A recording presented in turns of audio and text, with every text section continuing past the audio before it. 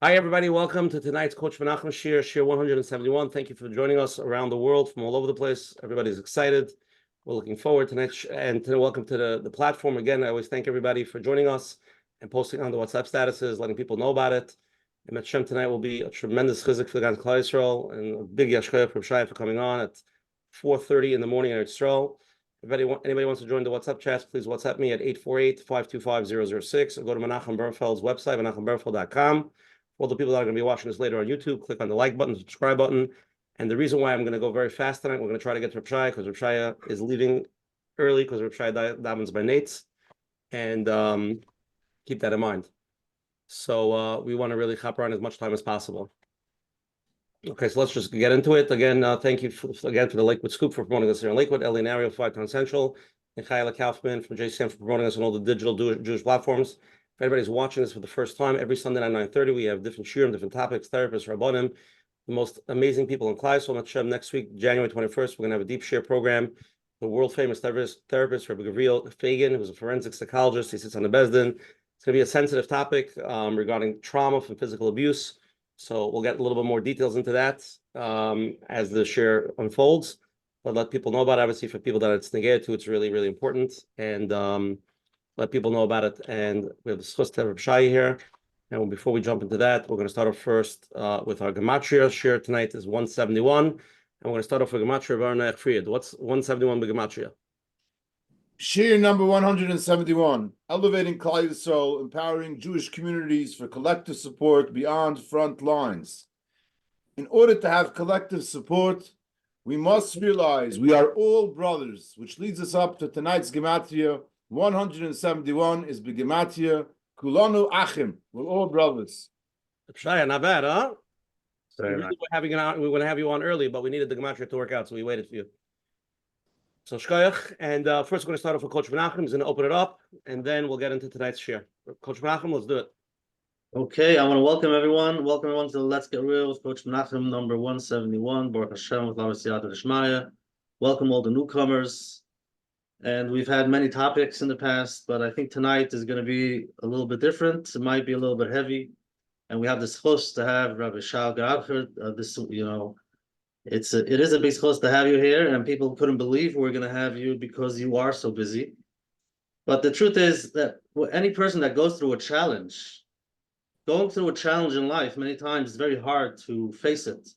And we try to run away, distract ourselves, which is part of a coping mechanism for a person that when it's too hard to be there, too hard to face the reality. And here we are talking about a situation that we are 100 days in the war, and many people are confused, are lost. And it could be a coping mechanism for people just not to think about it because it's so hard. What are we supposed to think about the hostages and these people? Hashem Yirachem, what's going on? So tonight we are going to stop a little bit. We are going to stop and, like we say, face reality a little bit. But we're going to do it with a person that does it every day. Shai does it every day. He's in the front lines, sees everything that's going on. But he has a koyach. Hashem gave him a koyach that he can help the situation, being in a room together with him. Again, can't take away the pain, but to make it a little bit lighter, to make it a little bit easier for the people that are there. And the truth is, many people around the world, the only chizik they get is when you see your videos and they see that you're involved and they try to see, what could I do? How could I be part of it? And they're very excited that you're here tonight, and hopefully we'll get to ask you the questions to hear what's going on firsthand. With Hashem, with a lot of siyata d'shmaya, we should be able to continue. So, Reb Shai, I'm going to first play a 3-minute video. I think it's important for them to see, and then we're going to read your bio, and then the floor is yours. Is everybody ready? Here we go. Give me a second. Why isn't it working?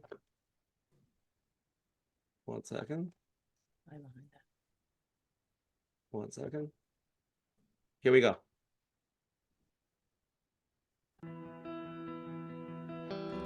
Daddy, I know how much it was hard for you, how much you spoke about it with the sinas chinam. It hurt you and it broke your heart. You left us before this gzeira. You're up there with 1,400 the Shabbat Teorot, Yehudim Kedoshim, that died on Kiddush Hashem.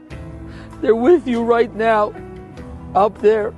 It's heartbreaking to see how many almonis and yesoimim that are left. You know what is this? Your whole life you spoke to us. How much chesed we have to help them. You gave us a will to do and continue chesed with love and respect. And you're watching all of us, what we're doing right now. And I'm sure you're seeing joy and love. Daddy, we're trying our best. The whole Klal Yisroel together to take care of those almonis Yisroelim soldiers. We're trying to get to everyone, every single moment.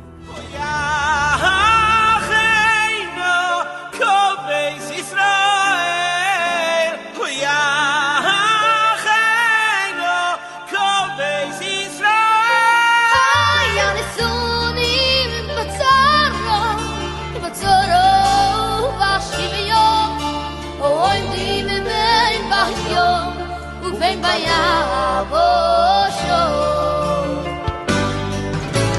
Acheinu kol beis Yisroel Acheinu kol beis Yisroel Hanisunim Batzaro Bashiveyon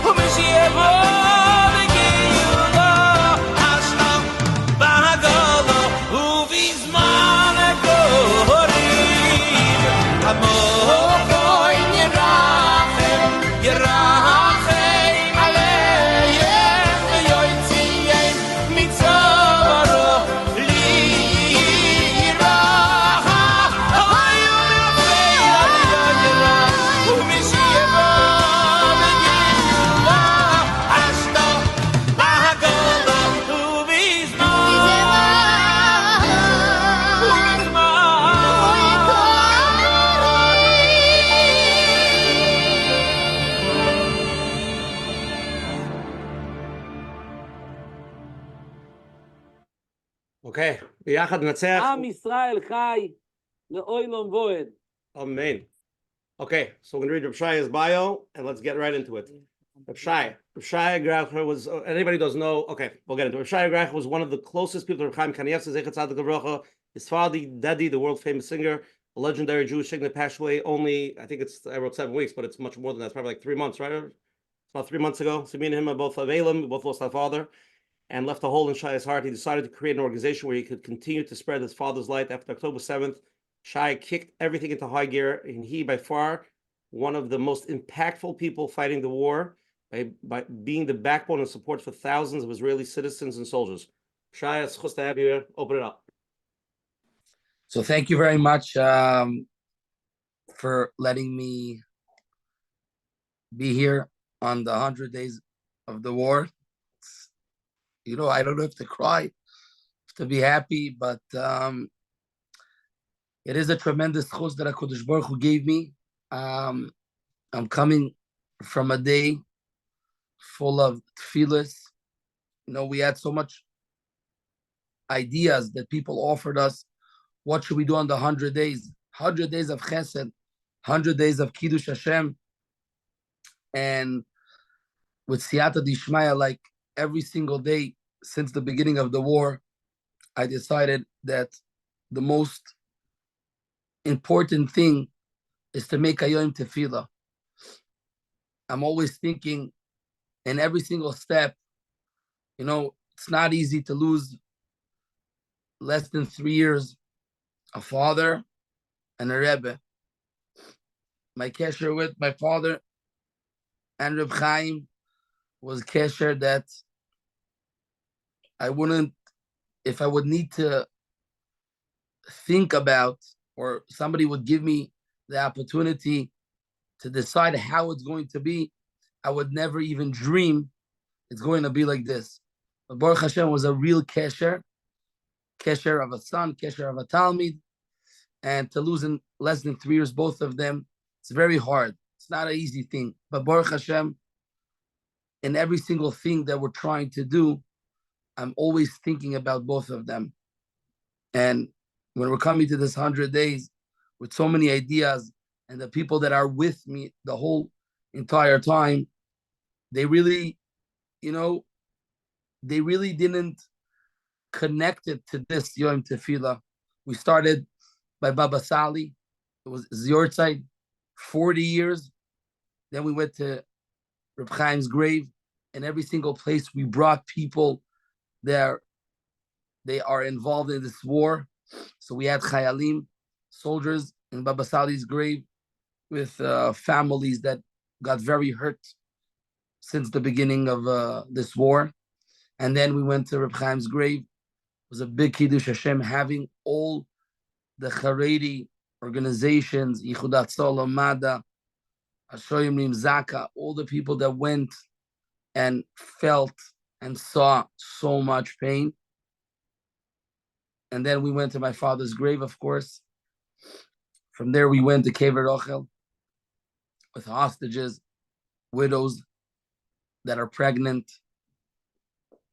regular women that are not pregnant, families that lost their children. And then we went to the grave of David HaMelech, and we finished in the Koisel on amazing, really, really emotional moment when people were lighting candles in front of the Koisel. One of the things we had the schus to do. And we had there everyone. And there was one point that whoever came spoke about, and everybody spoke. And I'm going to end with what Shalom Shitrit, the soldier that lost his leg, and when he came to the Koisel and he saw all the names, all his friends, it was very painful, it was hard. Everybody was there, hostages, families. There were families that lost 2 daughters in the festival. There were soldiers, families that lost 2 sons. And everybody was there. Everybody, every single person was there from every single thing of the war. And he said that it was kedai to lose a leg to see the Achdus in Klal Yisroel. And why am I saying this? Everybody knows before October 7th, it was very painful. It was painful. There was a lot of sinas chinam. It was hard to walk in the streets here in Eretz Yisrael. What are people going to say? When we ended in the Koisel, we were singing the Atikva, Kolot Baleva, everybody. And I'm telling you times that I remember singing it, and the most, I don't have to call it Haredi, but people, used to make, why are you singing it? Being in the Koisel, so many people, hundreds of people, and complete silence, and everybody singing it together, united, made a big change, made a big, Kiddush Hashem on a lot of people. And when what we are trying to do in the last 100 days is basically, we are trying to bring Kiddush Hashem. We know how important Kiddush Hashem is, and how important the Achdus and the love that we need to bring. And I'm saying we because I know everybody sees me on the videos, but of course it's not me. There's so many volunteers, there's so many donors, there's so many people that are involved. And without everyone together, we would never be able to do what we're doing. And this is what we're trying to do. Now, I'll tell you the truth, honestly, in the beginning, the videos, the pirsum, I don't believe in this. I believe a person has to be b'tznius. Now, as Baruch Hashem, we're doing a lot of chesed before this. And this is what a person needs to probably do. And this is the right thing. But when things like this happen in such a level of a hard situation like we had, there wasn't a choice. I spoke to rabbis, to very big rabbis, and the rabbis told me, Shai, there's nothing else to say. You have to do it, because especially the Haredi world in Eretz Yisroel, we're suffering, and I don't have to talk to you about the news and the media, the way they were speaking about Haredis, and it was an opportunity to make true Kiddush Hashem. And Baruch Hashem, we're not happy with all the pain, all the soldiers, the Almones, the Yisoimim, very, very painful. But to be able to be Mekadesh Shem Shamayim, it's all the people that are involved have the schus to really, really have Kiddush Hashem. Now, I just want to tell you one story that I went to sleep with for 2 hours after a really emotional day. I spoke to a 19-year-old girl, and she says, Shai, I want to thank you. You don't know me. I says, thank me. They always say, I remember by Reb Chaim. So Reb Chaim used to say, B'Shem the Chazanish, when a person speaks Lashon Hara, when a person makes a mitzvah. So in Germany, in America, in Lakewood, it connects. A person's going to come to Shamayim, they're going to tell him, listen, you remember you gave chesed? You gave me? I gave tzedakah? I gave chesed? Yeah, of course. On this day, in Lakewood, says me, because you gave B'Leiv Sholem and you did it in a right way, it made other people feel they have to do the same thing. So a person gets chusin. Same thing, Averas Mitzvahs. And this 19 years old girl calling me, doesn't know me, she's crying. I says, what happened? What do you need? It's 1 o'clock at night. She says, you should know. I don't know if you saw this video, one of the last videos of the proposal in Tel HaShomer Hospital, when this soldier that was very, very injured lost his leg, and I was in his room in Soroka Hospital when he came. It was the most difficult time, and I sat there with him, with his mother, father, and we told him, they were speaking, we figured out, he's going out with this girl, and nobody knew if they're going to get engaged, but we pushed them. We said, listen, I was there with my good friend, Jacob Schattenstein, from the Schattenstein family, and he told them, when you're ready, we're getting you the ring, and you're going to propose. And Baruch Hashem, the mother called, we got the ring, we got the size, and we made him the most beautiful proposal in Tel HaShomer Hospital. And he came with his wheelchair. She brought him in. It was heartbreaking. But this girl calls me. She says, you have to understand, I am going out with a soldier that also lost his leg. And I thought, I don't know what I'm going to do. I don't know if it's going to work. I don't know if it's the right thing to do.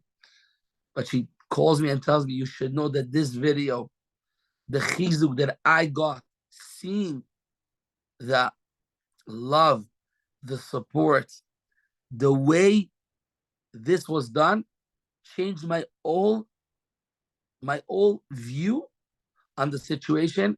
And you should know that I told my personal boy that I'm dating that whenever he wants, I am ready to do the same thing.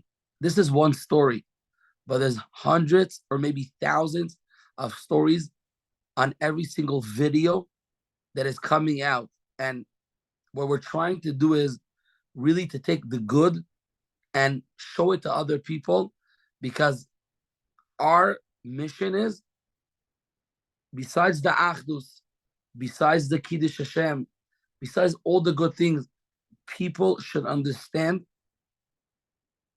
the importance of chesed and giving away. And I'm telling you, by me going out, it's not easy. What do I need? The Pirsum, I need the COVID. We don't need these things. It doesn't really, but you should know every single day, not one, not two. If it's bar mitzvah boys, bat mitzvah girls, children that just want to dedicate their day, their important day in life, where they call it, if it's a birthday, and it doesn't matter what. I was in Lakewood 2 weeks ago, Shabbos, and this kid comes to me in Kiddush. I raised $150 from all my friends for the campaign. And I felt that this kid is giving me $1 million. And the way he was speaking about how he collected, how he gave it. So when we give our heart and we are taking chesed in the most important way and serious way, we are changing world. And Baruch Hashem, that HaKadosh Baruch Hu gave me the schus with everyone together to be in a position that we are able to change the world. And our prayers at davening is that this war should change. This war should finish. We want it to finish. It's very painful. I have 15 shiva. I have 15 visits of families that I have to go. I don't know how I'm doing it. Sitting with widows, a few of them are pregnant. It's very, very hard. It's not an easy thing, and I'm telling you that it's just heartbreaking. But the people that are watching us right now, and it's important everybody should know, every single message, every dollar, every prayer of a person in Chutz La'aretz makes a big change on every single person in Israel. And when people come here, or whoever doesn't come, or I get messages, some of them I read to the families, and it gives them so much chizuk to see that people that they cannot come here. It's hard, it's not easy, but the impact that the koyach of tefillah, koyach of chesed, koyach of giving really changes. So people should understand and know that when we don't feel alone, those families don't feel alone, it's giving them koyach and chizuk. So it's an opportunity also, I think, to thank this 100 days, to thank all the people that are all over the world, especially in America, that this is most of the people that I'm in touch with, for just giving us the opportunity to be your natsig, your shliach. I feel blessed and I appreciate it. And we just hope we're going to be able to continue this chesed, changing people and helping as much Yisoimim, Almonas, and the entire Klal Yisrael. Shai, excellent opening. A lot of people want to ask you questions. Let's just jump on a quick poll, and then we're going to jump into questions, okay? Start the poll.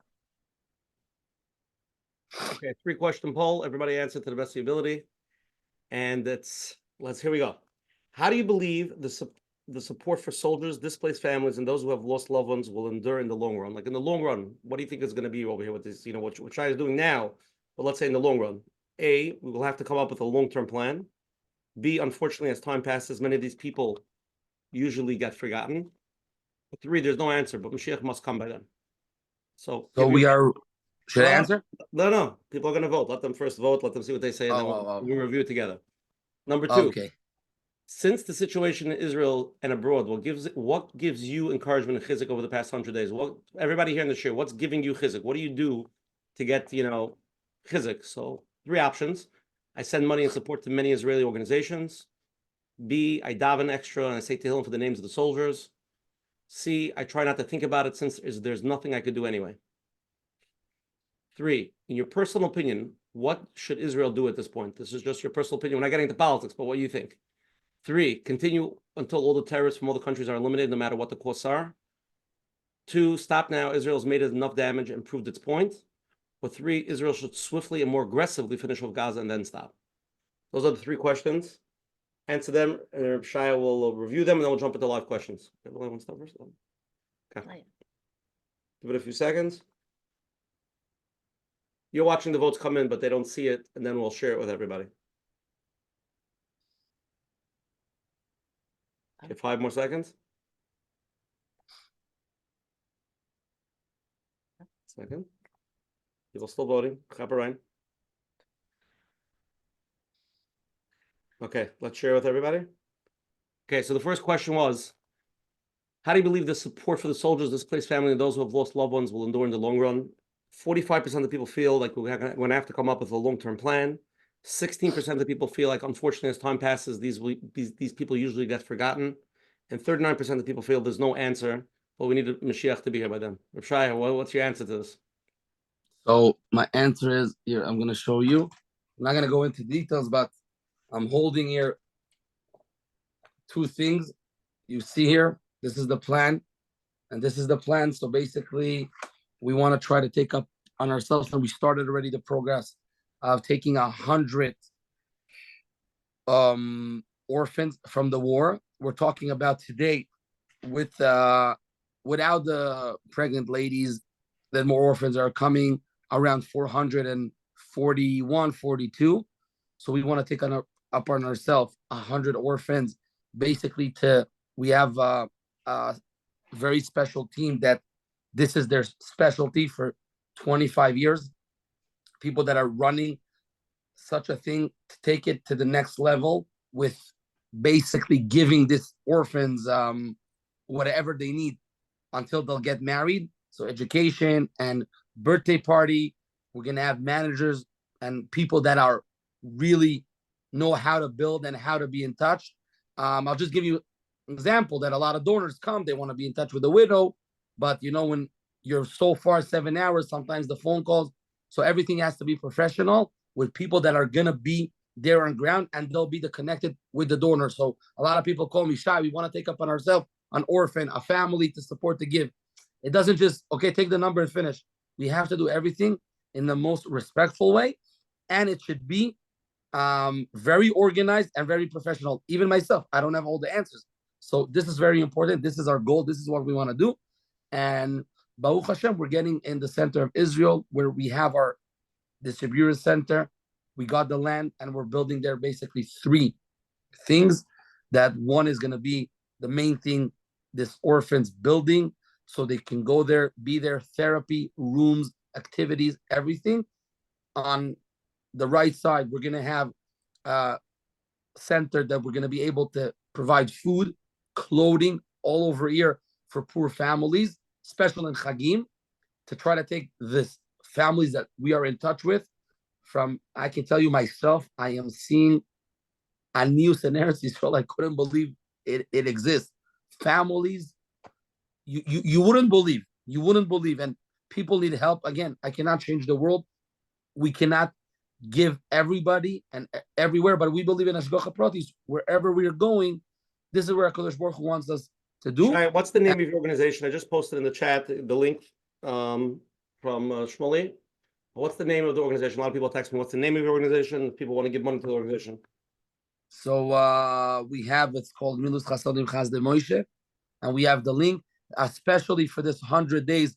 We are trying to raise for the 29 ladies that are pregnant, just to let you know what's special for us for this 100 days, that pregnant ladies that we're helping them from the beginning till Bezat Hashem will have the money in Koyach to go to the hospital, to have the baby. Nobody of them wants to be with Arabs inside the delivery room or after, so we're taking care of it private. And then 4 of them had babies. Baruch Hashem, just the last weekend we had 3 baby girls born, so we're helping them with everything, even with the names. They call me Shai, the name, you have a rabbi, ask them if it's a good name, how to name it, who should name it, and we're helping them with nurses, babysitters in the houses, food, of course, stroller, clothing, everything they need from A to Z. They know they have a number. There are things we got for free, like this ladies that called us, they want to make like newborn pictures, so it's very nice. Or this lady that wants to make the design for free of the baby room in the house. So some stuff we're gonna buy, but everything is really organized. My wife is taking care of it with my mother, my sister, and our whole team. And I'm going back to what we're building, the Daddy's children. Name of my father. My father was a Yosem, an orphan. When he was 18, he lost his mother. A year after, he lost his father. And for him, orphans, and he told us all his life, Shai, you're never gonna know and understand what I'm feeling. But he always told us orphans is Kodesh Kadoshim. So we're going to call the center Daddy's Children. We're gonna have there, like I said, the orphans building with the place to give the food, the clothing all over here, because we realize if we can buy food and clothing for very cheap and have it and send it, it can be a game changer. And the third thing, we're gonna have a hall that can hold up 500 people. So this families can make simchas there all over the year for free. We'll have times that we're gonna make their bar mitzvahs, bas mitzvahs, birthday parties, events to be mechazik them. So this is going to be the next step, and I hope we're going to start building in the next 2-3 weeks. So yes, we'll have to come up with a long plan. We have it. Again, it's not going to cover. This is too big for everyone. And Baruch Hashem, there's amazing organizations that are helping Yisroel, helping almones, helping weddings, and they're going to continue. We want to take a part, 20-25%. And do whatever we can. Okay, let's go to the second question, what I think is a very important question. A lot of people here, there's 900 people here live. Regarding the situation in Israel and abroad, what encouragement and chizik can I do over the past 100 days? So a lot of people, 18% of people said I sent money and support many Israeli organizations. 76% of people say I daven extra, say to name for the soldiers and for all the sick people. And only 6% I try not to think about it. There's nothing I can do anyway. But so that's what people are voting. My question to you is, what a lot of people are writing this, like, I can give $18, I give $100, but I don't have real money to give. What else can I do? Every dollar counts. I can tell you that every penny, every dollar counts. Like every pasuk in Tehillim or what about people send stuff? What about sending stuff? I'll tell you the truth. So sending stuff is amazing. Again, if a person is coming and is bringing 2-3 duffel bags, it's perfect. But all the shipments and stuff, there's a lot of cost. And I'll tell you the truth, by me, honestly, what we were trying to do, and we're trying to do till today, even with the Sefer Torah that we're buying, I'm trying to go to businesses in the south, in the north, that are very, very hurt, or businesses of soldiers that are in the army for 100 days and their businesses are collapsed. So sometimes it can be much cheaper. Sometimes it can be a little bit more, but we want to give them the business so they'll be able to miskayim. So we want the chesed to be both ways. So this is the MS. And again, every penny, every dollar counts. I am telling you, especially when it comes from a big heart, because when a person is giving $18 and this is what he has, he's giving basically everything. So what Hashem doesn't count us with our totzaot, with what comes in the end. Hashem wants our leiv, he wants our chizuk. When a person is saying one perek Tehillim, I'm asking if a person can say one kapitel and a guy can say the whole Tehillim. What's the difference if it's $18 or $1 million? It's the same thing. Everybody can do whatever they can, and everything helps. It's not even a question. Okay, the last question, not getting too political, but in your personal opinion, what should Israel do at this point? I don't know. People say, you don't have to answer. 34% of the people continue until all the terrorists from all the countries are eliminated, no matter what the costs are. 1% say Israel should stop now. And 64% say Israel should swiftly, more aggressively finish off Gaza and then stop. So that's the top. I'm just telling you what people think. That's it. I can just tell you one thing. I'm getting offers from day and night to go into politics from every single place and party, and we're not there. This is not our mission. I thought you take over PG. I thought that's not official. Oh, we're not taking nobody. Okay, let's jump on to a live question. Put her on. Yeah, just let me know. Okay, I'll mute. Let's go. Let's jump into it. Hello. Yes. Hi. Okay, Shai, it's so amazing to see you here and to watch all your videos and everything that you've been doing for Eretz Yisrael and the soldiers. I'm just wondering, we see all the videos and you look so happy and smiling and dancing, and I'm wondering how do you do it? How do you do it? How do you stay so positive and so optimistic? Which medication? First of all, I cry a lot, and not everything is happy, and it's very painful and hard. But to take a pain from a yid and to make a person happy just gives you tremendous koyach. Bemet, tremendous koyach. My father, I could tell you that a lot of times after Shai, what big, about Shai? Let's just mention the whole Shai, the entire Graucher family, your brothers and everybody, how they involved also. everybody's involved. Everybody's, you know, helping whatever they can. But I just want to mention a very important thing. You know, I was with my father in a lot of situations in life when he was the rock star and concerts and places. My father came home and he used to cry a lot. The pain was, you know, it was a yosem, and it was very hard. So myself also, you know, I come to my house. It's not so, you know, it's very, very hard, very, very hard to meet families, to see what people are going through when you really know there's no nechama in the world. You know, I met this family now in the Koisel. They lost their 2 daughters and their son-in-law, and there's nothing you can tell them. There's mamish, nothing you can say, and just to cry with them together. So it's very hard, but we're trying to always see the good.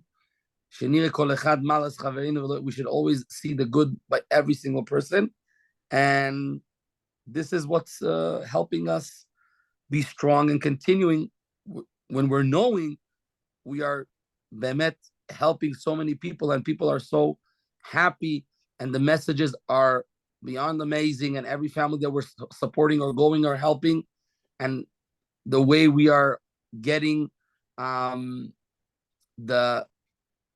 impacts from the families are giving us just chizuk to continue, and especially all the people that came here from all over the world. Like every single person is writing me the same message. This is the most craziest experience life that we saw, even in one visit. Not like you about days or a week, just one day to be together on ground to see everything makes a lot of changes in people's life. And listen, with all the pain and sad, it's the best feeling that you can help people. So it gives us koyach. Okay, let me jump into this question.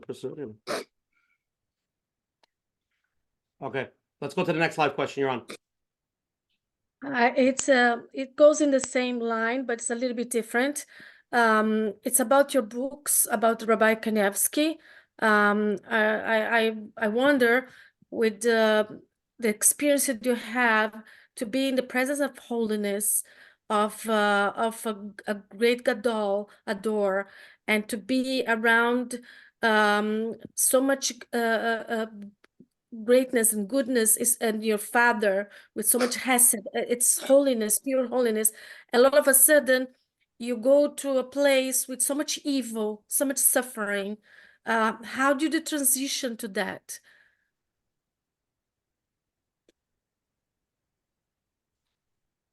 Again, I didn't really understand the. Because when your books not only talks about what Rabbi Kanevsky, but give you experience the greatness. You were there, the stories and the holiness, and to be involved is so much hesed, so much goodness, so much holiness, and all of a sudden, and with your father, there's so much hesed, so pure things, and all of a sudden you are thrust into the madness, the evil that happened to people. And how do you feel about this transition to see so much holiness and so much evil? I saw it also by my father and Reb Chaim. It wasn't just the goodness. You know, I saw things. This is life. Like a few times I heard when it's the biggest places, there's a lot of sheker, and there's a lot of things that not everything is white in the world. Yes, there's a lot of things that are bad in the world, but I am just not. I'm just my personal feeling and avoid in my life is just to be good and to try to see good. I can tell you that on my team, everybody knows this, and every single person that is involved, from the small camera guy, the driver, we're just speaking positive and good. We're not getting involved in any single thing that is ayin raw and bad. We just we're trying to see ayin toiva. This is be'emes. It's avoida, you know, it's avoida. Listen, I was by Reb Chaim Kanievsky. I saw people asking questions to get the answers, and how people are saying not true things in his face. But Reb Chaim saw and understood. People were, listen, not everybody's you know, but I can tell you one thing. Even people that I'm meeting today that are telling me in the hospital, a mother of a soldier, that if I would see you before October 7th in the street, I would spit on you. Because who are you? Like, you're Haredi, you're not doing nothing, you never went to the army. And like when we come in and speak to them and make them misheberach, I'm not talking about the iPad and food and if they need support, just saying the misheberach and singing, and you see the tears. Oh, my grandmother was a Holocaust survivor. This song, V'yirachamecha, you know, we're singing the song, and suddenly the neshama goes. We don't know how much goodness there is in every single person. Thank you. Try a random question. A lot of people are texting this. I know it sounds weird, but I'm just going to say it anyway. A lot of people have like 23, 24-year-old sons in yeshiva, and they're just like, they're in awe and they want to be part of it. What could like Bachram who are like in these yeshivas, they really want to join Team Shai, what should they do? They should daven. They should learn more. They should send mishnayos. There's so many. Unfortunately, I'm myself, besides my father's Kaddish, I'm in the year, I'm saying another 33 Kaddishim with names on every single Kaddish. Even look at my father's chesed, that even if when he died, it wasn't for himself. I'm saying Kaddish to 33 people that there's nobody to say Kaddish for. So this Bochim should learn Mishnayos, I think, is the most important thing. Okay, I want to read this email that came in. You're doing an amazing job providing support to those who need it in Yisroel. We watch all your clips. We're impressed. Incredible work you're doing. Can you also offer some encouragement for those living outside of Eretz Yisrael? We're living and experiencing fear and anxiety about the situation, both in Israel and around the world. There's certain mental fear as well. We feel powerless and worry about the possibility of the world turning against the Jewish people, especially in America. How can we find strength for ourselves? So you're giving the chizuk for the people in Eretz Yisrael. What about the people in Chutz La'aretz? We're not living in that almanas, Yisraelim, and bombs, but we're living in our own mental anxiety. What can you tell for them to give them chizuk? You need a lot more iPads than that. No, I'm just saying the chizuk is, first of all, by giving whatever you can. Again, it's not only the I can tell you, people are sending me bags with letters that I'm giving it to soldiers. People are sending me sometimes very, very small things. If it's messages, that I'm reading it to families, and it gives chizuk to show that, listen, we're sitting very, very far, but we're helping. So sometimes it's a check, it's a donation, it's a smile, it's a message, it's a letter, it's a tehillim. Just to take a feeling, can you imagine this person decides, okay, we're taking up on ourselves in our shul. Our shul is missing. Somebody told me this, you know, he asked me and we spoke. He took 10 Sidurim. He lives, I don't know where in America, like in Utah somewhere. I don't know. He took 10 Sidurim. He wrote every Siddur, Leilu Nishmas, a soldier. And I sent it to the family. They were like, what? This place are thinking about us? They made a Siddur? Now, these people don't understand. I'm saying it's a small thing, but it shows we're not alone. Okay. Shai, let's go to the next live question you're on. Hi. Hi. First of all, I just want to let you know that the chizuk you send around the world is so much more than words could say. So Hashem should give you always the ability to continue to help Klal Yisrael with happy things. My question to you is, you have a family, you have a wife, you have children, and you're doing so much chesed, and I could tell that you're very empathetic. You care very deeply for other people's pain. And I wonder how you keep yourself and your family functioning and in good state without without it destroying you or your wife or your family, like without anybody falling apart. Like, how do you hold it together and have such deep emotion and have such deep care for all of Klal Yisrael? It's a very good question. Basically, HaKadosh Baruch Hu, first of all, I pray a lot for this. I pray a lot for everything. Everything I believe in davening, speaking to HaKadosh Baruch Hu, not only 3 times a day, but sometimes just stop on the side and ask HaKadosh Baruch Hu with a lot of machshava that these things it's not going to affect it. My wife is very, very involved with the chesed, with the ideas, and my kids also in a few things that they are involved, and they came and they helped packing, going with us. But yes, coming from a very, very hard day, sometimes, you have to, before you get in the house, you have to think for a second and also pray for HaKadosh Baruch Hu that the things you're not gonna just sit with your son for dinner or learn with him and just start crying or start talking. And today with the phone and the WhatsApps and everything, that doesn't stop for one moment. And sometimes I can't even respond to everyone. I just can't respond. It became crazy. It's a very, very hard work, and I'm trying to do whatever I can to Bemet. Let's just twist the question a little bit more. Some more. Let's say somebody not in your situation, but they're so busy with doing chesed or business, whatever they are. How could a person who's like that learn how to balance family together with whatever his project is doing? Just more of a general.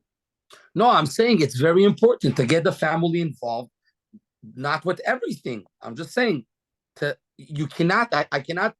My kids have to be involved. My wife have to. You cannot just. First of all, people are knocking on the door all day long. A minute before Shabbos. Like, it's not just the war today. It's every single person that needs help, from a sick child, with people that don't have money, from a young light. Everybody wants now help. I'm not the Kodesh Baruch Hu. I cannot help. I'm trying to, but I'm explaining to the kids. I'm taking the powerful stories. The kids are very involved. First of all, the kids are getting, your father, we saw this. So they know what's going on. So I'm saying to take a percentage of the goodness, of the impact, of the cheshivus, and when you are taking up on this, thing, so it's already helping the situation. So they are involved, and you're talking about it. So you have to decide what to talk about it. So this lady Motzi Shabbos had a baby, so we spoke about it. Wow, Mazel Tov. Maybe we should make them. She has 2 kids, and one of them is my daughter's age. Let's make her a present. What do you think we should buy her? She has to go to the school. They bring candies when you have a sister or a brother. Everybody brings candies. I don't know if in America if it works like this when you have a brother or sister. So what do you think we should get? So to try to get them involved, and then it's already, so you don't talk about the other things. I hope I answered the questions good. I'm not everything I We're understand. getting you with already what? It's like 2 hours sleep for the month. We're good. Okay. I I apologize if I'm not answering you people's answered questions a in the right completely way. different question. You're delirious. No, it was good. It was good. Yosef, let's go. Hi. It's been about 25 years since I've seen you. We were in the same bunk in Camp Masora. Yeah, in You, Camp me, Nisora, I remember. and Mayor Sand. Sure. A bunch of us here in the United States have been following you extremely closely, and we really are very proud of everything you're doing. And we've been giving money, obviously, because this is something that speaks to us. It's something that we can see where the money is going. It's very personal. A lot of us have decided that money is not enough and would like to come there on the ground and be involved. And a lot of us are running chesed missions. And I imagine it's very hard to get in with a mission like yours.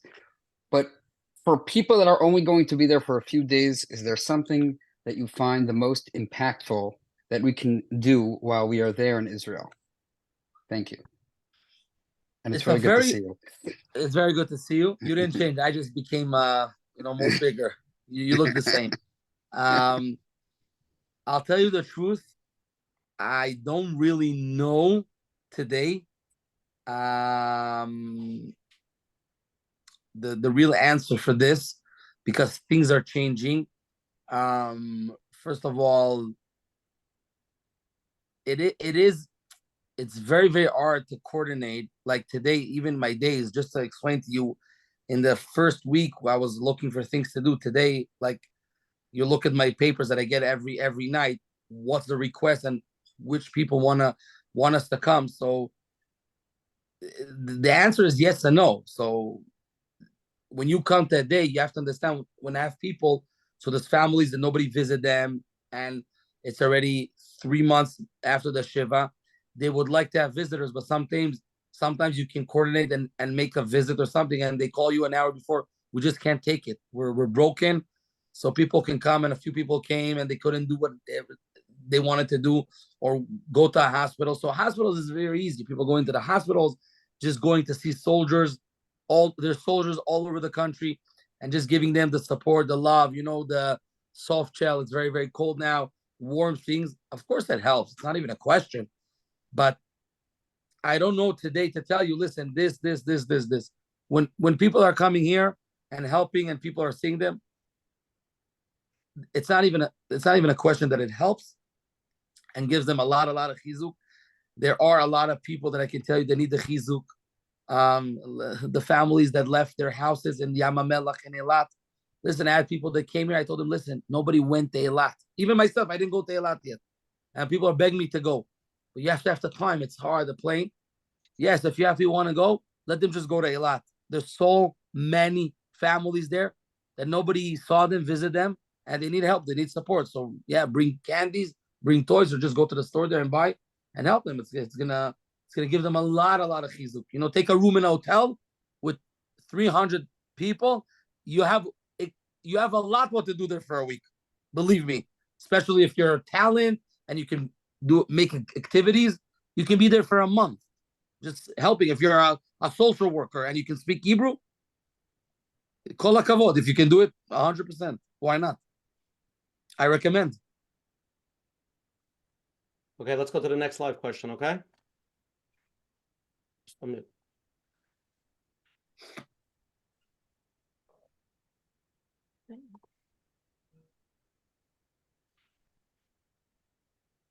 Hi, how are you? Hi, good, thank you. Can everyone, can you hear me? Yes. Okay.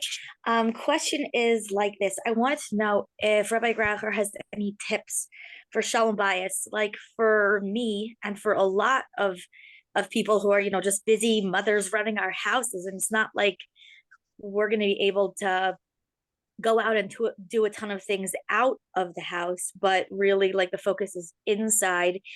And I wanted to know specifically if you have any tips for overcoming resentment and having a marriage like Hashem wants, and taking that achdus to the deepest level. Like, how do you bring that home?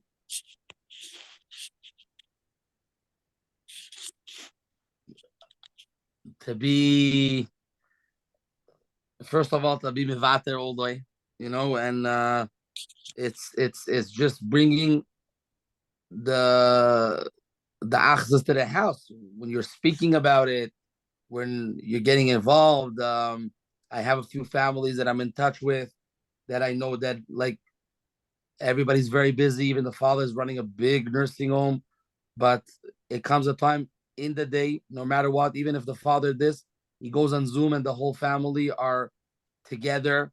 If they're saying Tehillim, if he's saying a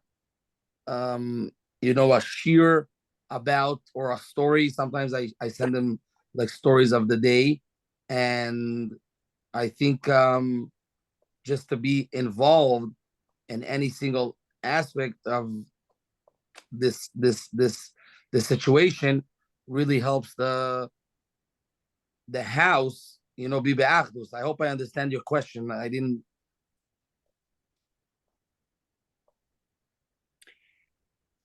Yeah, I'm specifically saying, like, between a husband and wife, like how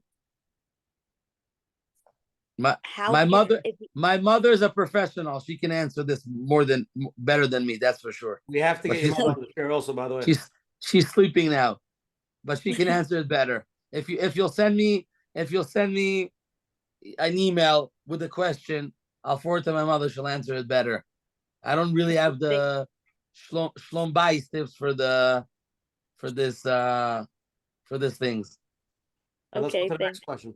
Okay, here's a question that came in. It's a little bit of a hard one, so we'll do it slowly. After someone has endured being held 50 feet under, subjected to physical beatings and emotional trauma, witnessing brutal killings and the loss of loved ones, the scars left, both physical and psychological, are profound. How can you guide individuals who have experienced such barbaric acts, or those who have witnessed them, navigate their lives afterwards? What motivates them to keep living? What kind of life can they hope for themselves? Given that most people haven't gone through such extreme experiences, who and how can offer help? And then this question, it extends beyond this specific experience. Anybody going through a hardship in their life, losing a child, dealing with the real struggles, when people want to help them, how, the question is really how and who can help them after going through such experiences. So I'll give you a sample. If you heard about Menachem, one of the first videos when their hands broken with all the metal, very, very known in hostages that I'm in touch with her. I got a request from the president of Israel to go meet her, and I met her for a few hours. I'm not going to go into details because it's not the time, and also I can't. But I can tell you one thing that she told me the whole time. Besides her grandmother that came to her and the emunah, she told me the only thing that brought me back is whatever her father needs a lot of help, but she's helping her mother and her father, they're divorced. And she said that the kibud avoem that she did her whole life, she believes that this is what brought her in to life. She needs a lot of help. Eventually, it has to be very, very, professional with the right people.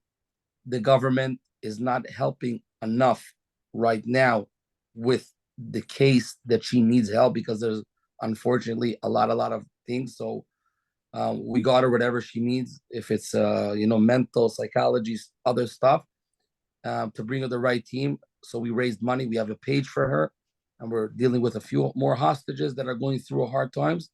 But there are professional people that know how to. Yes, it's very, very hard. I don't know if a person can get back to normal life after this. I don't know the answer. I wasn't there, but we're trying to do whatever we can for this people, and a lot of them went through very, very, very difficult things. A lot of them went through less. It depends where they were held. By the way, not everybody was Hamas. I'm not going to go into details who was Hamas, who's not, but there were people that are, I'm not going to say nicer, they're not nice, but that weren't abused so much. So we're helping them. We're in touch with them. You're saying even though we don't understand and we maybe can't take everything away, we can help them whatever we can. Whatever we can do is, do your most. Yeah. Daven for them. Send them money. These people need a lot of help. I can tell you they need a lot of help. Not less than a widow. 100% not less than a widow. These people are going to need support and help their whole life. Let's go to the next live question. Hey, sir. I enjoy it. Can we make it more often? I love it. Oh, I thought you said, no, you're too busy. You don't have time. En chazman. I told you this before and you don't listen. Very good questions. Okay. Hi, Rabbi Graucher. Yeah, I hope you can hear me. There was a siren out there. I was wondering, I've become a little bit of a news junkie ever since this happened. And, I'm sure there may be other people as well. We are hooked on the news. I try to go on these alternate stations, even I hate to say even some of the Christian-based ones, but I don't know, how much should we believe with the news, or do you think it's a good idea to kind of stick with to be watching the news? Only watch our videos. This is what I recommend. Really? No, I mean, there's something they go to the whole warfare. I mean, do you I feel like it's my only way of staying just I don't know. I'm connected. not following it. I'm not following and watching the news. So I don't know what's going on. So you don't really recommend it, or is it best to just not watch it, not get upset or engaged? I mean, you know, There's better things to do. yeah. Well, yeah. Do you trust the website? Well, I mean, obviously this is I slap. don't trust nobody.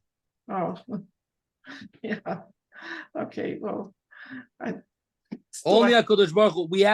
We have a status that we open that you can see everything that's going on. We're trying to post everything, the soldiers, and How do people, Shai, how do people get on the status? I'm sending you the link. We open the status, and then there we're trying to put everybody. But you have try to. You have an actual YouTube station. We have Instagram. We have Instagram and TikTok. Oh wow, yeah. I don't know. I don't know how to go on it. I just know WhatsApp, but okay. Okay, Shai, this is a very difficult question. Hopefully you give some clarity. This person is writing a very powerful question over here. How should a person who went through very difficult situations in their life, I was molested, tragic loss of both parents, and divorce, handle my emotions? I shut down my inner feelings despite witnessing pain and suffering every day. I notice that you still cry. Do you ever feel numb? How do you manage to express your emotions through tears?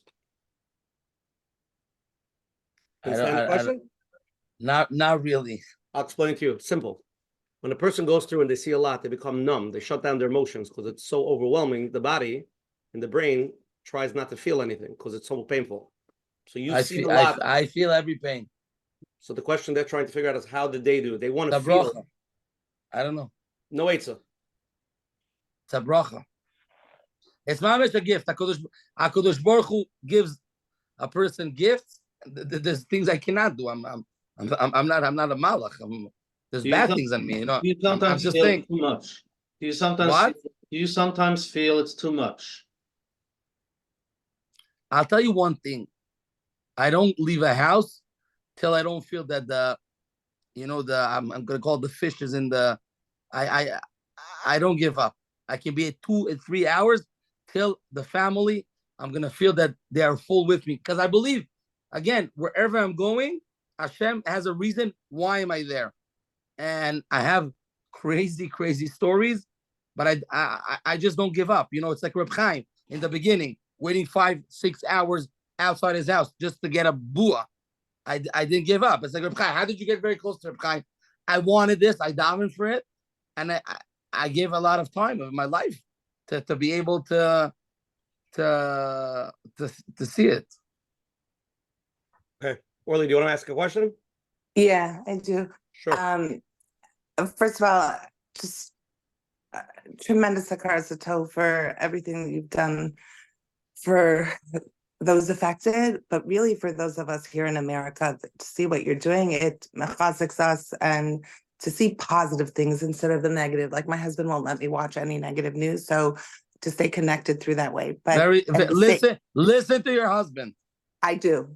But in the same Very vein, smart. So in the same vein, and chas v'chalila, understand, those of us who watch you, you do so much.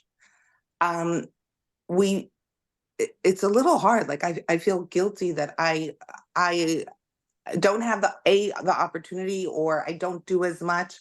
And then when let's say my husband wants me to go do something for myself, I feel guilty. How can I go do something good for myself? Look what Shai is dealing with every day. Look at these things. Look at these, chatufim. Look at the injured people. Look at the almanot. Look at the houses, the batim, everything. And how can I?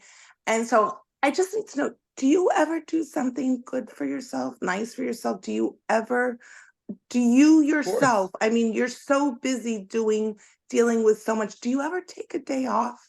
Do you ever do something to feel yourself with relaxation, and not always for everyone else? Because I'm having a very hard time to do that. And I don't believe you do. So I feel guilty to do something myself.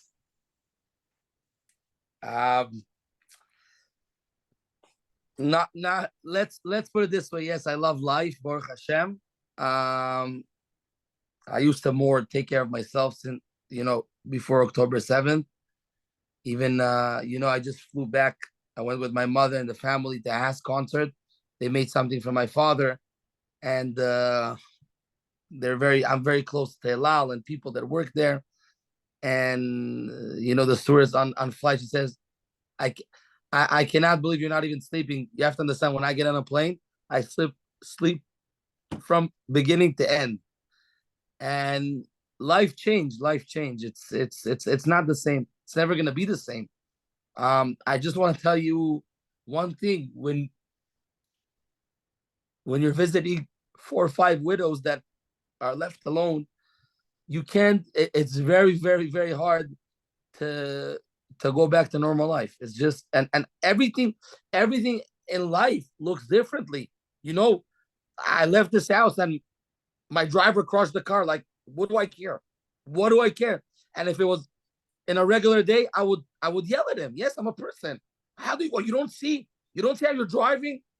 But when you're leaving a place that you just saw four Yisroel or 6 Yisroel, the Hershkowitz family, you understand that life is a bracha. Every single day that you're breathing, every opportunity to go to shul to daven, to give $1 for tzedakah. I'm telling you myself, you go to shul, and I daven sometimes in the shtibel, and every moment, it's tzedakah. You're like, okay, please, I'm davening now, and you know what? Who knows who's this person? Maybe he needs help. So you don't have to give him money, but smile at him. Stop. Again, I'm telling you, things I wouldn't do in my life. I stop davening. I look at him. I try to smile more. I try to give him as much money that I can. And I'm telling you, it's a life. It's a game changer of looking in every single thing in life. Getting a list. I don't know how to call it in English, but what's important in life. And I know, but so you're reinforcing me. You're reinforcing my feelings of guilt that I shouldn't go away and do a vacation with I shouldn't go do that. How can I do that? Like, how can I go do that when there's all these people suffering? I went Hanukkah with my children to Universal Studio, to Disney. I went to Orlando, had a great time. It wasn't like the 100%. Yes, there's things I needed to do, but of course I had a very good time going with my kids to the pool. Yes, I'm not saying we're human beings. Why my kids don't have to suffer, and my wife, and but again, it's not the same thing. But it is, it is what it is. Okay. And I love enjoying life. Don't think for a second that I don't. Okay, thank you for being real with us. I enjoy life. I just thought that you never ever take a day off for yourself, and I was like, how can I? So I really appreciate your honesty. Again, it's life now. Life now changed. It's not the same. Life is not the same. Be'ezrat Hashem, I hope we're gonna get back to normal life.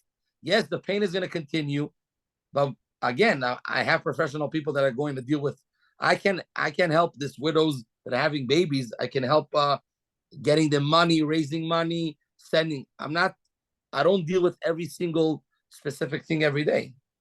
I'm not Try, you have to get more hot tubs for the chayalim, so that you can go in and relax a little bit, to take it easy, so that you continue doing the work that you do.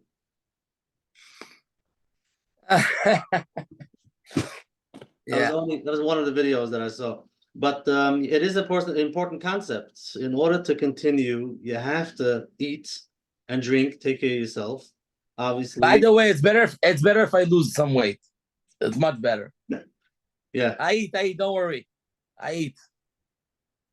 So here's an interesting question. You spoke about it a little bit, but maybe you can tell us. Can you explain firsthand what has happened? The way you see it, the Israeli people, both from religious observant and not from, before the war and after. If you have any stories, do you see the difference, and what does it look like? Every day. Is it every day? Will it change after 100 days? What? Is there a change after so many days? People are going back to the old, or and it's a question that a lot of people have. Listen, the media and the news are trying to go back to left, right. This we're not involved in this, but So that's it's an important thing to think of, to talk about. It's a big change. You don't understand how many people starting to Shomer Shabbos, put on tefillin. You know how many people are calling me 50 years old, 60. They never gave tzedakah in their life. They don't know what's tzedakah, what's meiser. Person that's making 400,000 a month, 40,000, explaining to them, what's tax deductible in Israel, 46. It's just everything changed. Everything changed, and it's making people. He says, you know what? A guy calls me. He gives every month now. He's like, I want to give more. Can I give more? He's asking me. I says, of course, you can give whatever you want. It's not no. It's a big change. A tremendous change. Of course, listen. When you have 1,400 people that are killed, and there's so many widows, so many orphans, life is not the same. People are not. You have to be very blind, and you have to be in a position in life that I don't know what. It's not the same.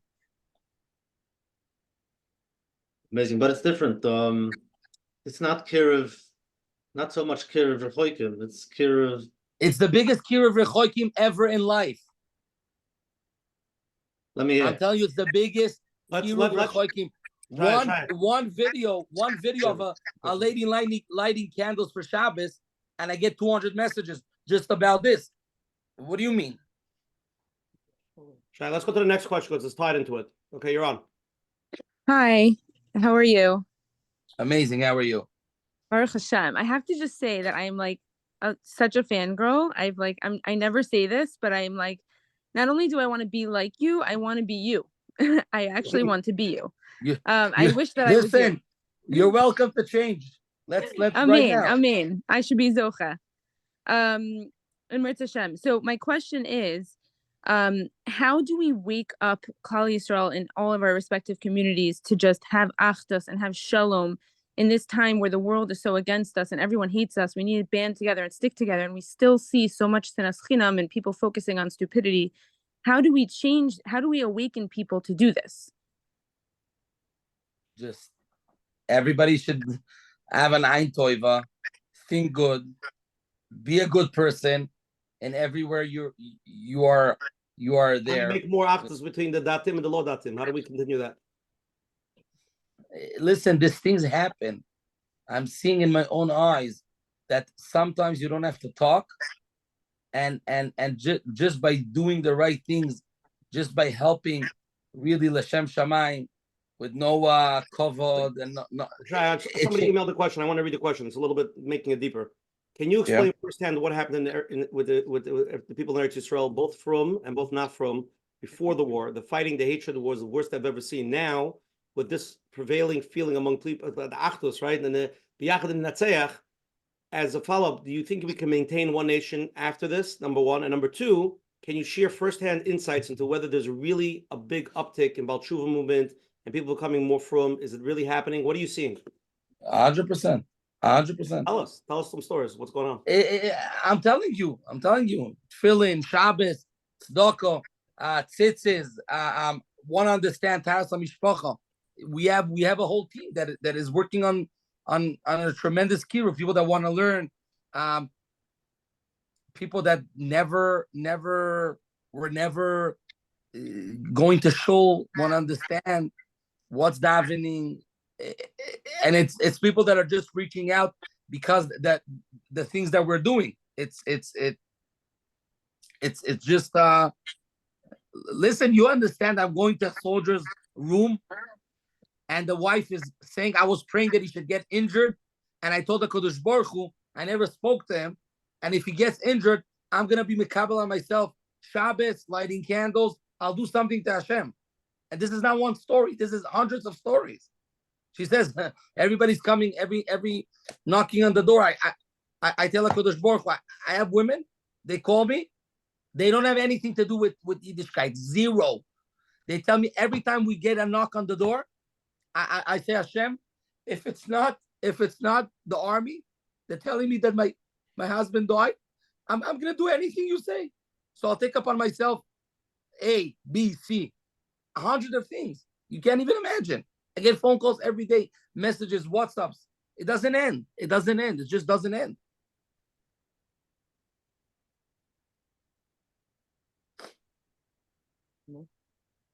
So we have to, over here, and wherever we are, it starts with ourselves. Go out there, be ready. It's called dugma ishit. How do you say it in Hebrew, in English? An example. You be the example. I can tell you one thing. Only with example, with true love. Listen, you can't lie to your wife, okay? She'll know everything. You can't lie to your partner. He'll know everything. There's a thing called feeling, okay? When you in your head thinking good and want to do only good, and this is what you have in your head, people feel it and people see it and it affects them and it changes their life. I see it in the last 100 days. Nobody can tell me anything else. Okay, yes, there's chizukim, there's speaking, there's talking. Again, I'm not going into kiruv organizations. How do they want to be mekar people to Yiddishkeit? I know one thing. In my own eyes, this is what I saw. This is what HaKadosh Baruch Hu gave me. I was by Reb Chaim Kanievsky, okay? And I'm very close to Reb Meilich Biederman. You're never going to hear Reb Meilich saying, oh, smartphone, tata. He's never going to speak like this. And you know how many people, I was in the room and told them, oh, you have to talk. You have to say negative. This is a way of life. And this is what I chose in my life. This is what I'm doing. And Baruch Hashem, Siyata Dishmaya, if I can get one person to change his life and be closer to Hashem, I'm not trying to change the world. This is not my tafkid.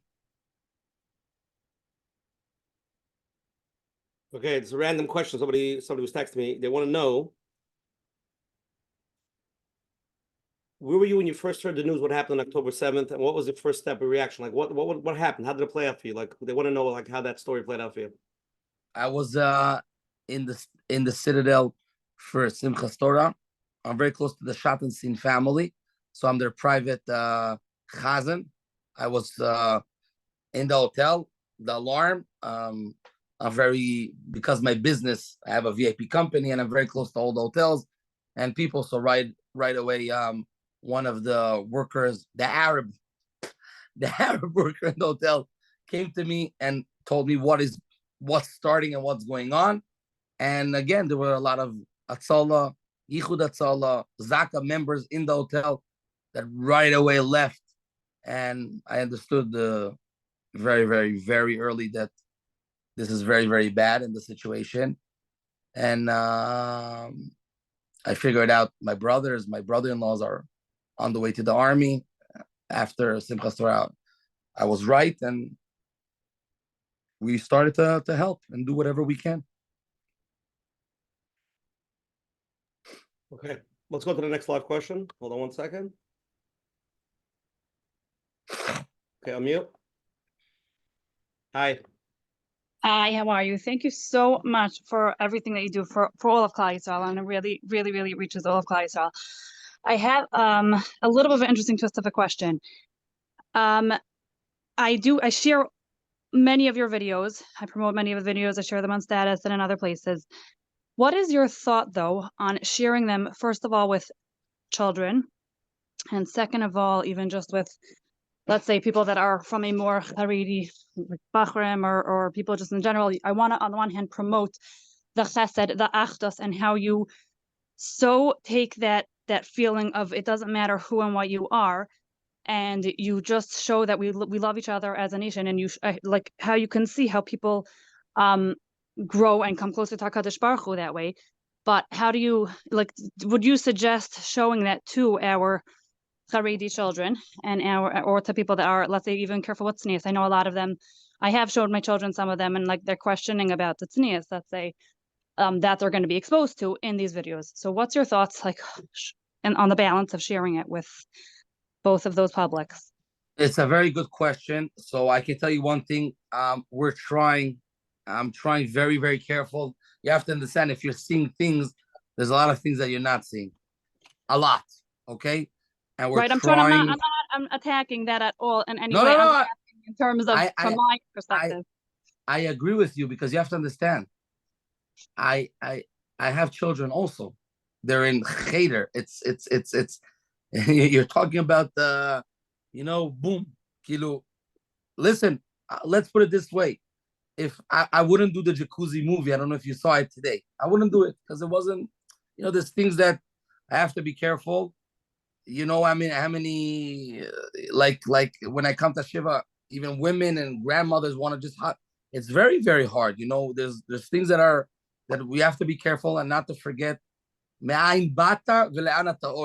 So we're trying to do the best. And every single day we are learning more. And yes, I can make mistakes. I'm not perfect. But we're trying very, very, very much. And I can tell you that a lot of times there's things that are not coming up or videos that are fixed to try to be the most careful in the world. So everybody should be able to watch the videos, including my children, my 6-year-old boy and my 11-year-old boy and my 10-year-old daughter, and every single person. And we're trying our best. Like sometimes I'll tell you the truth. In the beginning, I was watching every single video status. I don't have the time even to see the videos anymore. So there's people that are doing it for me. I'm giving them directions. Sometimes there's mistakes, but it has to be more careful. Now I have a guy that is helping me with this, that it should be, the most, I'm not going to call it sneezdik way, but the most respectful way with that, chas v'sholom, nothing, bad should come, because we're trying just to do good, and we don't want to affect or, do something bad. You have to understand, just to explain to you, a lot of families or Shiva calls, daughters and widows, like, yes, we want to be on TikTok. We want to be on the Instagram. We want to say our story about our father, about our husband. It's not always very, very easy. And you have to understand, most of the families are not showing. We're not even going in with cameras because they don't want, or we're just giving people the opportunity, whatever they want to do. So it's hard. So but you would say it's from what you share, you think it's good enough to share with the children at this, from the level that it's at. 100%, yes. And even when there are maybe a small percentage of things that, again, I don't think that the 5-10 seconds, I think when a person walks, listen, we're not when a person walks in the street, wherever, of course, Shmira Sainaim, everything is very important, and it's a big success in life. But I don't believe that this is gonna, the goodness is much, much, much more, and people are changing their lives. And I know hundreds and thousands. I know thousands of children that are having tremendous chizuk from the videos. Thank you. Thank you. Okay, so everybody, we're going to go to the closing part because Shai Daven is vasikin, and he said he has to end at 11:10, so we're going to wrap it up. Shai, think of a good chizuk story, something that we can end this on a positive note. After Shai leaves, I'm going to play a video. It's about 7 minutes. It's a very good video. Anybody wants to stay to watch it, it's definitely kedai. You have 14 minutes. I know. We're going to wrap it up, and you're going to give us a 10-minute story. We're waiting. I'm giving you the 10-minute story. I don't have 10-minute stories. Well, give us 5 stories. Let's go. You probably have 1,000. Go. Let's go to the closing. Okay. First of all, Gershon Shkoyach for Shai for coming on. I mean, he barely slept, to be very honest with you. I've been texting him back and forth, and he really was much enough to come, and I'm happy he came. Reb Shai, we're going to do this every Sunday night. How about you give us a weekly update? Listen, the first time is for free. I'm going to start charging you from the next time. Wow, unbelievable. Listen, it's all for tzedakah. It's good. It's fun. You said that. I didn't say this. Oh, this is personal. Okay, so first of all, Gershon Shkoyach for coming on and giving chizuk, and literally the Olam needs the chizuk, and we thank you for coming on again next Sunday at 9:30. We're gonna have a different shir. We have every Sunday night the Zoom idea of Griel Fagin, as forensic psychologist, sits on a bezdin. We'll talk about some sensitive trauma topics. So please join us, especially people that it's negated to. It should be very deep and meaningful, and let people know about that. Like everything will be recorded on Coach Menachem, Menachembernfeld.com. If anybody has any questions, you can email coachmenachem@gmail.com.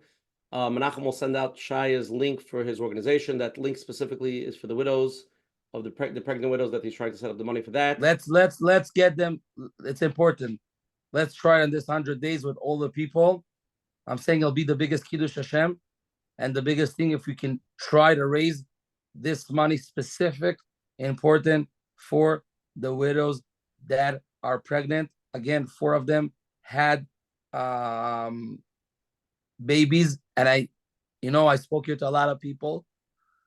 Just think for every woman that is watching us, every husband, just try to think for 10 seconds, what is it to be in the room when the baby comes to the world and there's no father? Just for 10 seconds, the pain is very, very hard. And I'm saying we need to help them. And I'm telling you, there's a lot of needed here. And this specific can give a lot of chizuk for those families that are asking us and need our help. And I really, really want to help all of them. Again, every single widow, I have a whole case about her, and they need our help. So if we can do, if this will come out of this night being up, this will be very, very, very, very important. Okay, Menachem. So, and again, if anybody, please, Menachem will email I put the text on the chat. Menachem will send out the email to all of our listeners. Hopefully, this stuff comes in. And also, we're going to send out the link to join the statuses. People should follow Shai status. It's tremendous chizuk.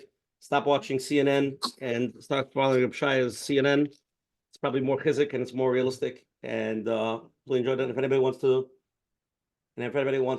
listen to it on the share, it's 848-777-GROW. Again, thank you to all the advertising sponsors, Liquid Scoop, Ellie and Ariel from Haggan Central, Chaylik from the JCN. I'm just going to go to closing the Menachem, and then Reb Shai, we're going to leave it to you to wrap it up, and then we're going to play a video afterwards.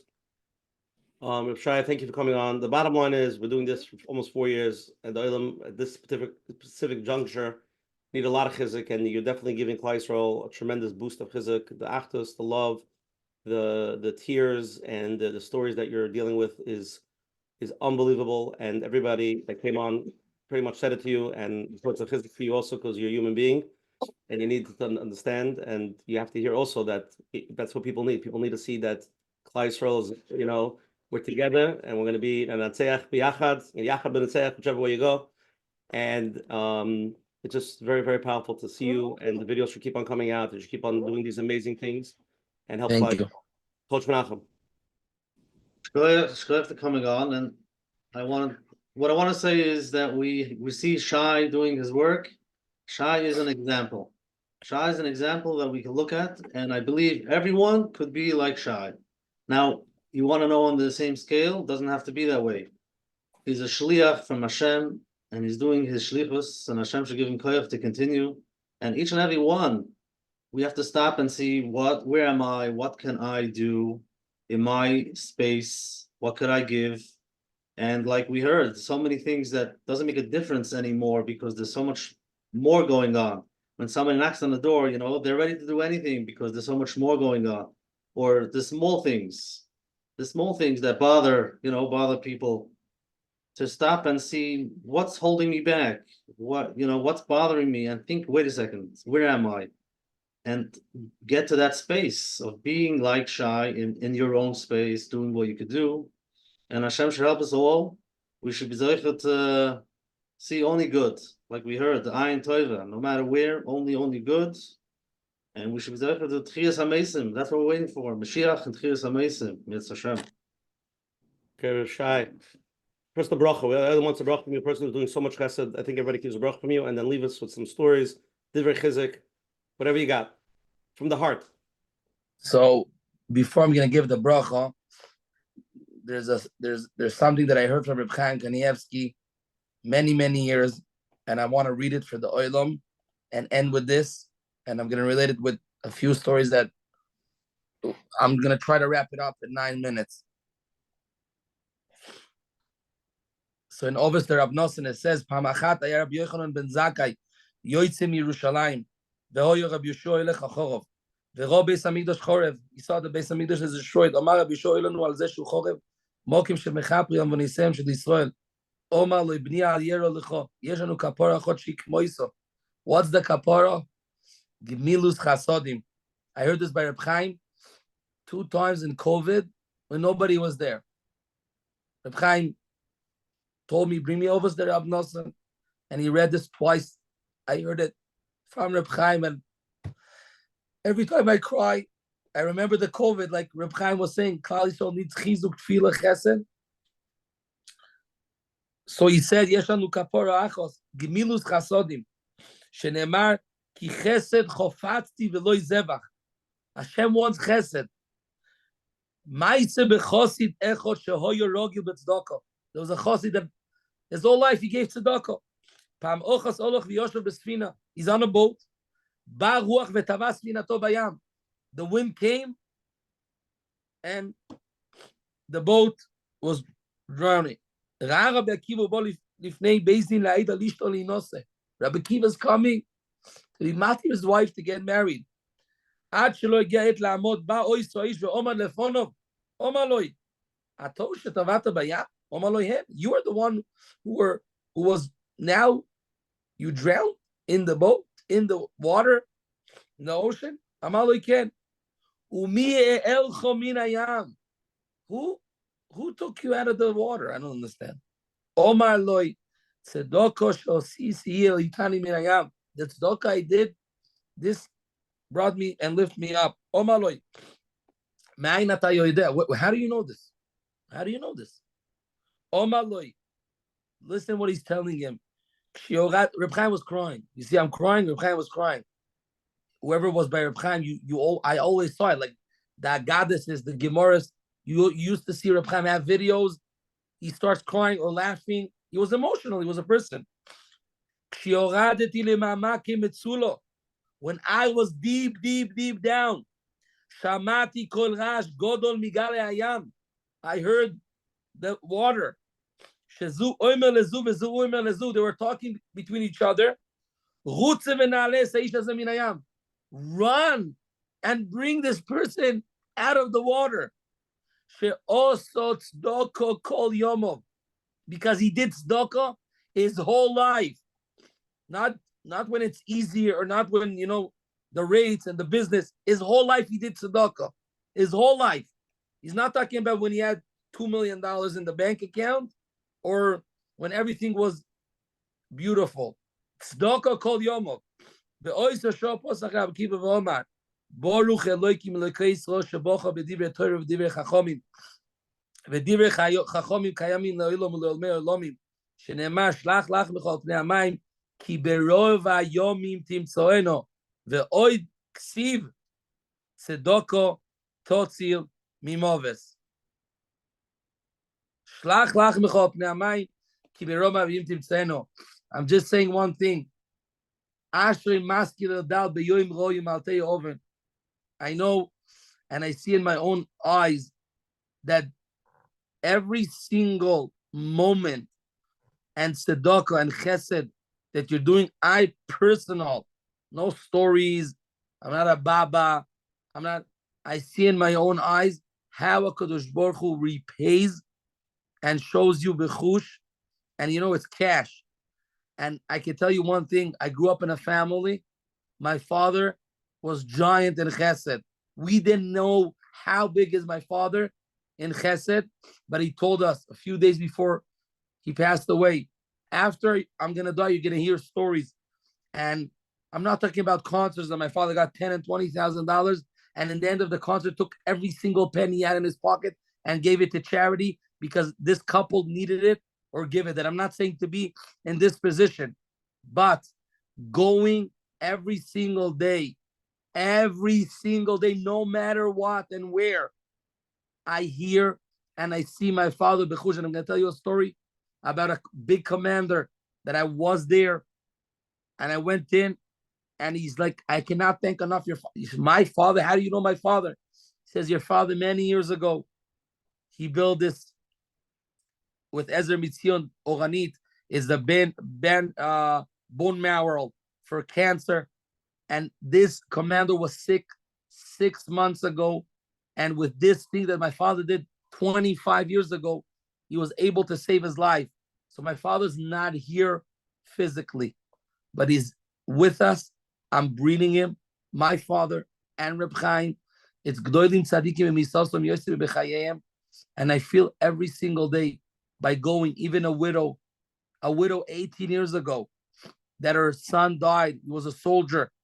And they asked for help. And my team went to the Shloishim. And they said, we're coming from the organization. Shai Graucher, the widow starts crying. This is what happened. He says, Shai's father, 18 years ago, Daddy, came to me in the Shiva house 18 years ago with an envelope with money. Here you're going through a hard time. You should have some money to go buy food. And 18 years later, I'm meeting this widow in her shloishim of her son, losing a husband. And this is the circle of life, showing you that tzedakah is the most important thing. And when a Kodesh Baruch Hu tells you that he's chofes ki chesed chofatzti veloy zevach, we all have opportunity of being in a situation of tzedakah tatzil mimaves. And I can tell you today, we never know, and sometimes we're never gonna know how the chesed and tzedakah saved our lives. So I want to give a bracha, birkas edyot, that all of the people all over the world, especially the people that are watching us tonight, and all the donors that are helping, supporting, HaKadosh Baruch Hu should take every single tear, every single emotional feeling, every single davening, mishnayos, learning, every single chesed, even if it's not money, just making shalom bayis, just making shalom between brothers, between sisters, between children, being a better person, and thinking when we're doing all these good things about those people that are suffering, people that are having babies without their husband, people that don't have a house, they don't know when they're going back to their house, soldiers that are fighting right now as we're talking, and they have children in their house, and they have wives that nobody knows if they're coming home, a body or as a person. And just thinking about these people, Be'ezrat Hashem is gonna give all of us and all the people a bracha of a shmira, first of all, nachas, siyata dishmaya. Whoever needs a shidduch, HaKadosh Baruch Hu should send them a zivug ogun bekarov. Whoever needs children should have children. People that need money, parnasa, business, people shouldn't go through hard times. And I'm telling you, as a personal note, when you're taking people's pain away, HaKadosh Baruch Hu sees every single moment and every single like the big song. So every single thing in life counts. And I love you all, and thank you for being so special. You should know that without you, the people that are supporting, the questions, the love, the chizuk, I would never in my whole life be able to do this. So my brachas is all to you. And of course, my wife is sleeping. She's the ones who deserves all the credit, and my children that are giving their lives, and of course my mother and my siblings. And thank you, HaKadosh Baruch Hu, for giving us the opportunity of helping Klal Yisroel.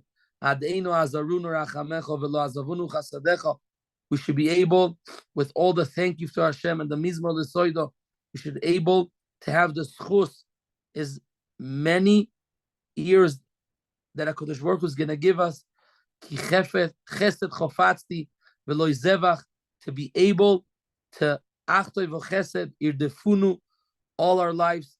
Thank you very much, everyone, and I hope to see you soon. Amen. Shai, you're leaving out here? You're staying on for 2 more minutes. I'm staying for another 4 minutes. 4 minutes. And then I'm going. Everybody, text Shai on Zoom on 1 to 10 how much you enjoyed the share, how much chizik you got. and send him the notes. He'll read now the things. I'm going to play this video. Shai, thank you for coming on. You're amazing. Stick around and let's find this video first. Okay, there it is. And we're going to play this video. This is it's not brand new. It's a little bit whatever, but I watched it and I was very nostalgic from it. So let's do it. Give me a second.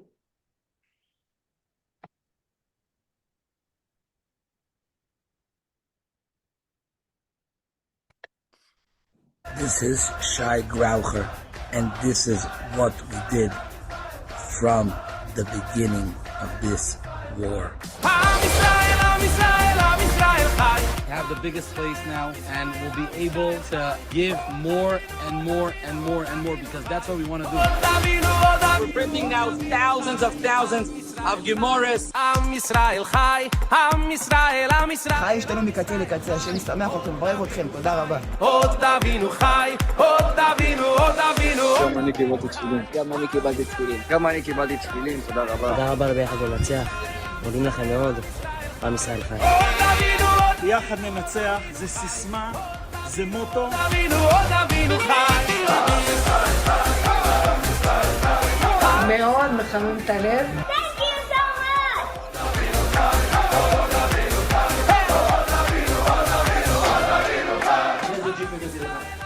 מה ביקשת? יו.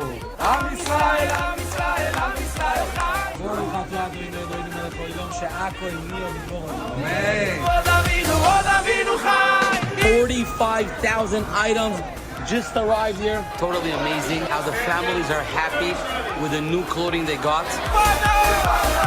Laundry, washing machines, dryers. ברוך השם, זכינו היום לערוב מאות ערבים למשפחות שנשארו באופקים ובנתיבות. For all my brothers and sisters, for all the soldiers, you can take whatever you want from the store.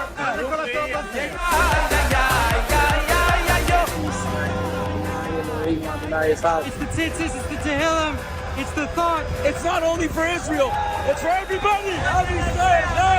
We are going to win.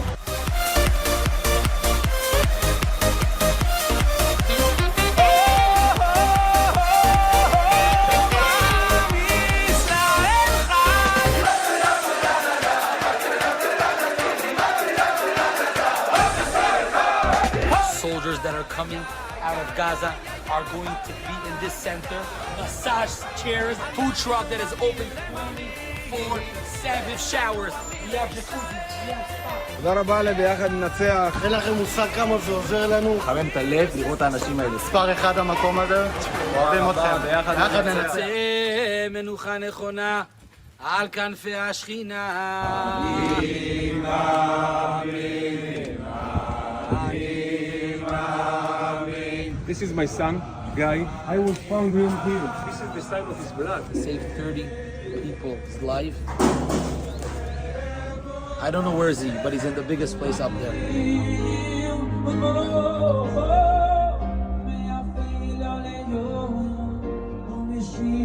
Every single day in the last month, he was talking one thing. I want to do a Sefer Torah for my father.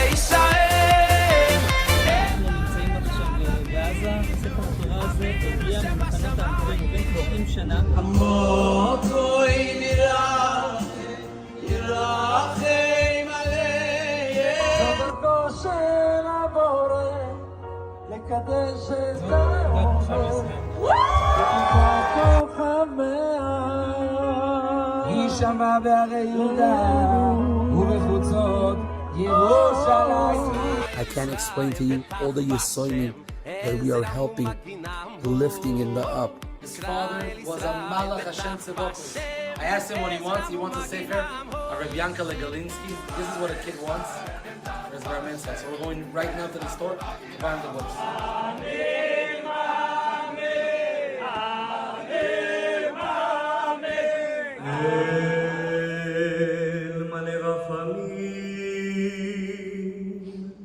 שוכן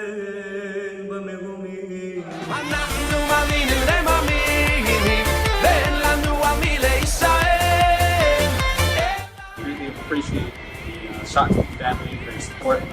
Obviously, I'm Chai Graucher. ואין לנו על מי להישען, אלא על אבינו, אבינו שבשמיים. ישראל, ישראל, בטח בשם, עזר ומגינם הוא. ישראל, ישראל, בטח בשם, עזר ומגינם הוא.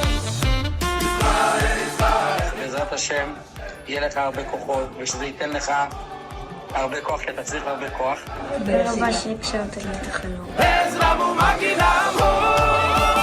It's not about renovating, it's about destroying everything and building new.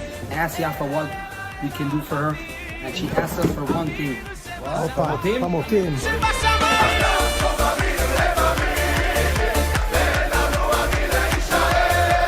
Did somebody ever saw such a smile? We're making this guy happy.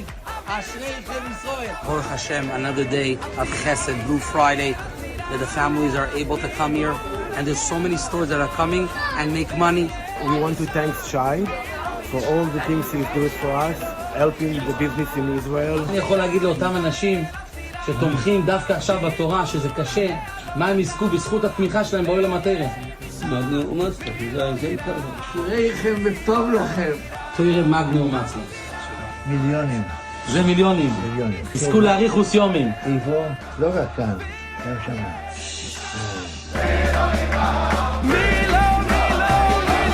Those families from Kriyat Shmona, from Sderot, Ofakim, Netivot, all over, we're giving them the boxes for Hanukkah, for their families to light up their houses. They are so happy, they're so grateful, and it's such a good feeling. Israel, Israel, Israel, בטח בשם. ישראל, ישראל, ישראל, עזרא ומגינם הוא.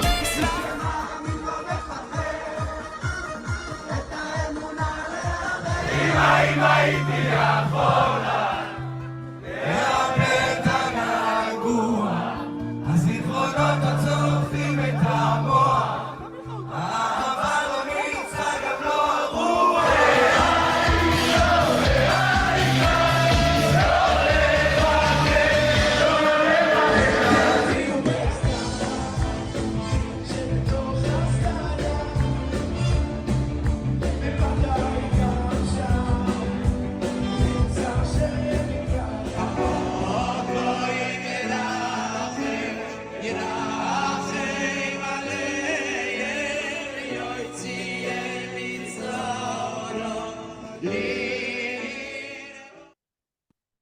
Okay, everybody. I hope everybody enjoyed that video. That's just Shia in the past, you know. He's just amazing. Everybody have a great night. We'll see you next week. And thank you for joining. Good night.